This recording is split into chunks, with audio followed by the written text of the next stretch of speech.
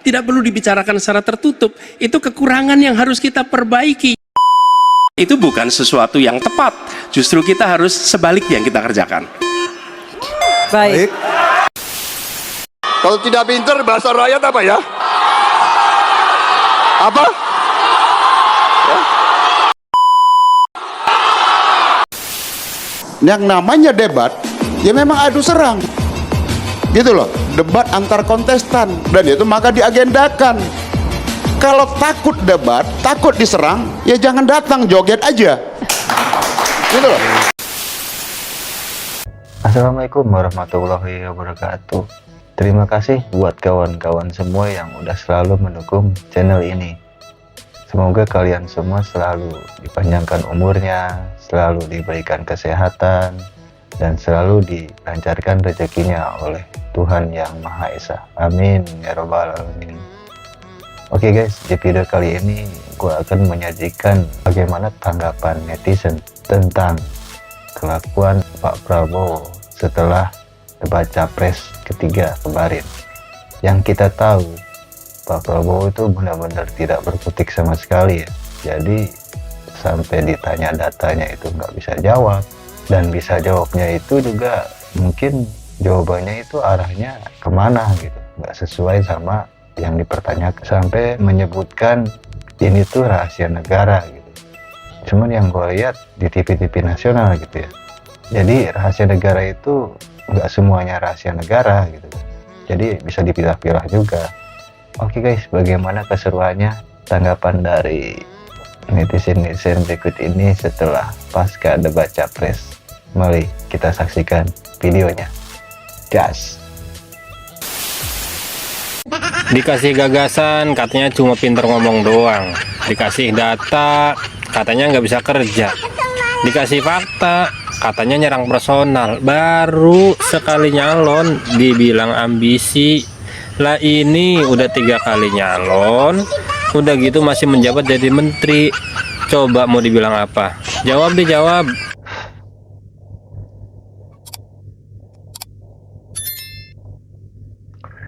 Jawab ya guys di kolom komentar ya. Lanjut. Kalau debat nggak mau saling serang atau takut kalah debat lagi, mending ngopi aja bertiga, capres-capres dari kumpulin. Panitianya Gus Miftah.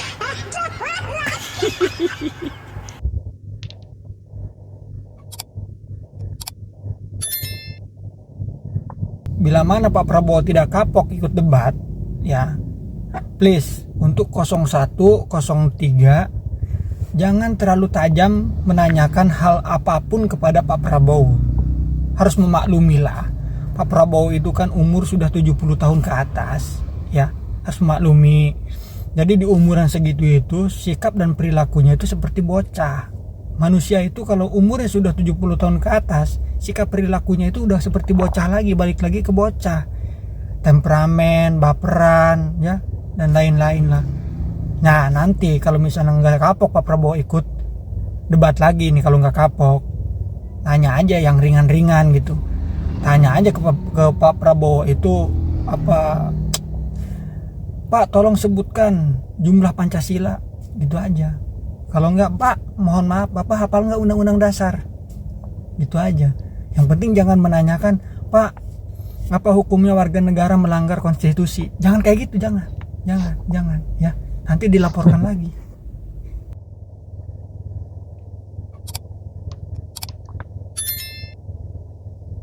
Anies dilaporin sama timnya Prabowo karena berani ngasih tahu kalau Prabowo itu punya banyak lahan. Padahal kan emang itu faktanya. Mas, pesan es teh manis dong. Sekarang Ganjar juga dilaporin sama timnya Prabowo karena nanyain data anggaran Kemenhan pas acara debat kemarin. Oke, makasih. Padahal itu kan duit rakyat yang dipakai. Masa nggak boleh ditanyain?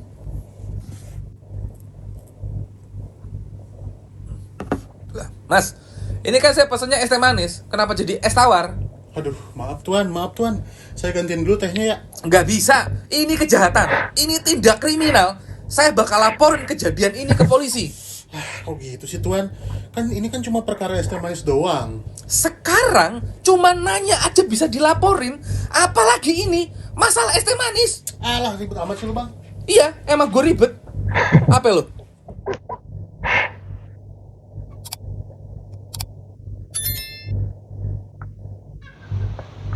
Kadang gue ngerasa gimana ya, ngerasa heran aja gitu. Ada orang bilang kalau Pak Anies itu Sangkuni. Jadi setahu gue mah Sangkuni yang ada di Mahabharata, yang dulu sempet rame tuh, yang di Antep tuh, yang katanya pemeran Arjunanya mirip gue sih kalau kata bini gue mah.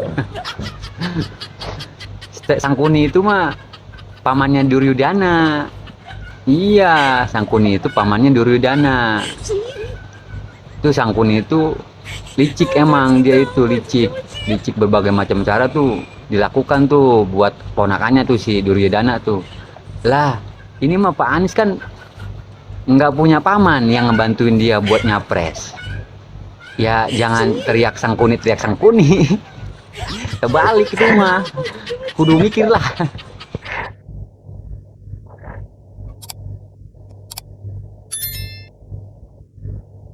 Pak Prabowo, saya senang sekali Bapak memantik saya, data saya tidak benar. Silakan bantah. Dulur, pelabah dia ya keren ya, pelabah dia ya.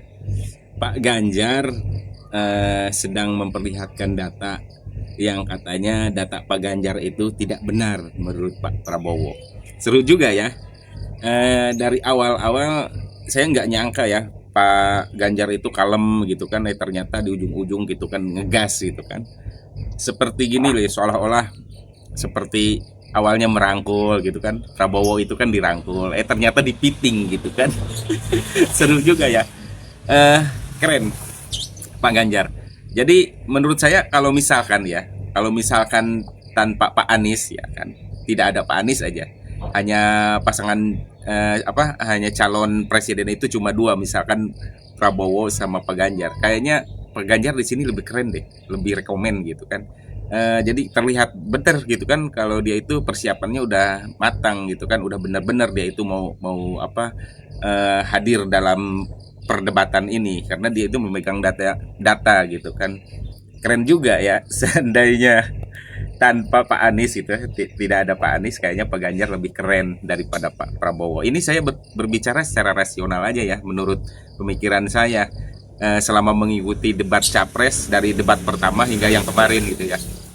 Tapi ngomong-ngomong, kayaknya Pak Ganjar sama Pak Anies nggak bakal mewek-mewek ya kalau debat kalah debat gitu ya, nggak kayak calon sebelah gitu kan mewek-mewek, terus pendukungnya juga melo-melo nangis gitu kan, langsung bikin penuh tuh beranda saya penuh pendukung dari 02 itu yang pada melo-melo, dan lagunya juga lagu melo-melo gitu. Aduh, ampun dah, pokoknya keren deh, Pak Ganjar keren. Ada peningkatan ya selama saya perhatikan di debat capres, semuanya itu Pak Ganjar mulai ada peningkatan. Keren Pak Ganjar.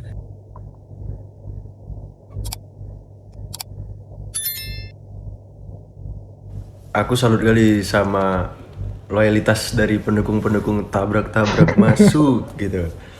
Karena udah loyalitas itu udah berjuta terbatas dan melampauinya, udah nggak ada batasan lagi, loyalitas tanpa batas banget gitu. Jadi ada aku baca di X kan, atau di Twitter lah dulunya Twitter, sekarang X kan. Jadi ada satu politikus bilang, kami kalau maksudnya pendukung dari tabrak-tabrak masuk ini gitu, kalau sholat di duduk tahiyatul akhir itu gak kayak gini. jadi kayak mana kayak gini Masaan, coba lah. Gak habis pikir, coba ada aja lah memang. Terus saking kami loyalitas ya, pas kami Al-Fatihah lagi sholat kan ada waladolin amin gitu, tapi gak bilang amin, kami diem aja.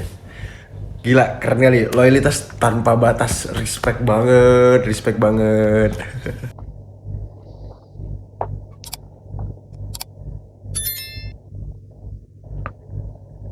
Oke guys, jadi memang betul ya, setelah debat capres ini banyak kejadian-kejadian yang kalau menurut gue ya framing aja gitu. Dari mulai pendukung ya 02 mau berjamaah kan, di beranda itu benar berseliweran gitu, terus baperan, ada yang cerita-cerita macam-macam lah pokoknya dengan segala pembelaan gitu kan. Ya memang wajar sih, waktu debat pertama dan debat kedua juga ya seperti itu. Cuman kalau gua lihat yang sekarang ini framingnya itu luar biasa, bener kelihatan banget gitu loh framingnya.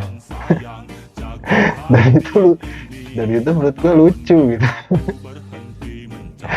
ya lu bayangin aja coba dikeroyok gitu ya, maksudku bukan dikeroyok ya, namanya berdebat gitu kan memang saling serang gitu. Tadi kan waktu di intro juga Mas Pak Masinton itu kan udah berpendapat seperti itu kan. Jadi debat itu adalah adu gagasan, saling serang. Ya kalau nggak mau seperti itu ya mending joget. Aduh kacau emang sih. Tapi ya itulah uniknya dari politik ya guys. Udah gitu memang tadi ada netizen yang bercerita untuk perform debat ketiga ini memang yang gue lihat Pak Ganjar ya. Pak Ganjar itu memang di awal-awal itu kalem gitu. Kayak sampai Pak Prabowo juga kan bilang itu sependapat dengan saya. Pak Ganjar itu sependapat dengan saya. Kalau nggak salah itu sampai 3 kali atau 4 kali ya lupa. Tapi di ujung-ujungnya ya menyerang juga. Ya benar apa yang kata Mas Masinton itu kan. Kalau di debat itu ya adu gagasan, adu serang gitu ya. Kalau ada data yang disampaikan, ya coba didebat gitu kan.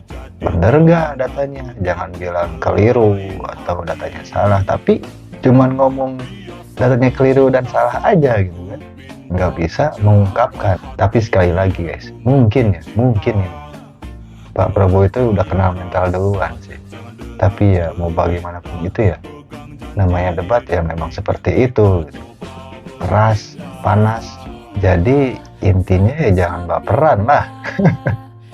Biasa aja gitu, biasa aja. Kayak Pak Anies sama Pak Ganjar biasa aja kalau gue bilang. Yang unik, yang menariknya lagi itu pasca debatnya itu loh. Ini untuk yang kedua kalinya ya kalau gue melihat ya.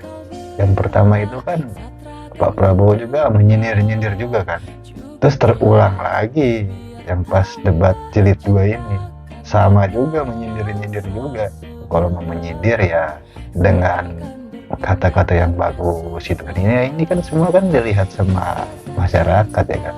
Ya intinya sih emang gue berkesimpulan bahwa kalau bisa ini semua pasangan calon itu memperlihatkan kebaikannya gitu, kelakuannya gitu kan, seperti apa gitu. Soalnya ini kan jadi perhatian publik gitu kan. Jadi intinya itu di tahun-tahun politik ini kita tetap sama-sama rukun ya guys. Mau entah itu mau dukung 01, 02 atau 03, ya kita ini satu bangsa ya kan, satu bangsa Indonesia. Jadi kita rukun aja gitu. Jangan sampai ya gara-gara saling mendukung gitu terus kemudian terlalu fanatik. Yang tadi yang dibicarakan oleh netizen yang di video terakhir itu kan loyalitas. Wow, itu kan fanatiknya itu udah sebuah fanatik yang udah tingkat tinggi gitu. Kalau udah disebut namanya loyalitas ya, jadi bisa apa aja dilakukan gitu. Dan itu sebenarnya nggak baik sih. Jadi ya kalau menurut gue sih ya normal-normal aja. Baik guys, terima kasih sudah menonton. Semoga video yang saya sajikan itu bisa menghibur kalian semua dan mengambil sisi baiknya. Wassalamualaikum warahmatullahi wabarakatuh. Salam cerdas.